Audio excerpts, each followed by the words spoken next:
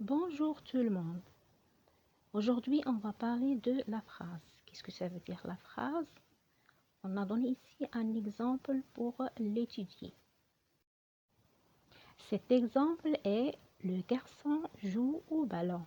Le garçon joue au ballon. Alors, vous allez remarquer que le est un mot, garçon est un mot, joue est un mot, au est un mot, ballon est un mot. Donc, qu'est-ce qu'on dit? Qu'est-ce qu'on a remarqué? On a remarqué que cette phrase est une suite de mots qui sont placés dans un ordre bien précis. Aussi, la phrase doit avoir un sens. Doit avoir un sens. Donc ici, on comprend qui joue, que fait le garçon et à quoi il joue. Donc cette phrase a un sens. De plus, cette phrase doit commencer par une majuscule et se termine par un point. Remarquez ici le point à la fin de la phrase. Et la majuscule, c'est L majuscule au début de la phrase.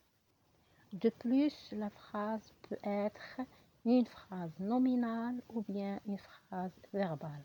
Qu'est-ce que ça veut dire une phrase nominale? Ça veut dire c'est une phrase qui ne contient pas du groupe verbal. Et qu'est-ce que ça veut dire une phrase verbale? Ça veut dire c'est une phrase qui contient au moins un groupe verbal. Regardez bien le premier exemple. Attention au feu. Attention au feu. Cette phrase-là ne contient pas de verbe. Ça veut dire c'est une phrase nominale. Maintenant, regardez le deuxième exemple. La phrase verbale. Le mécanicien répare la voiture.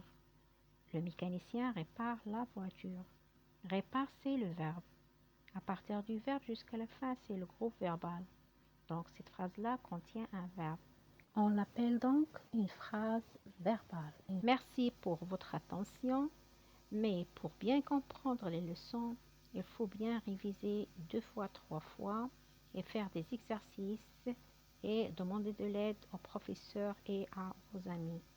Merci encore.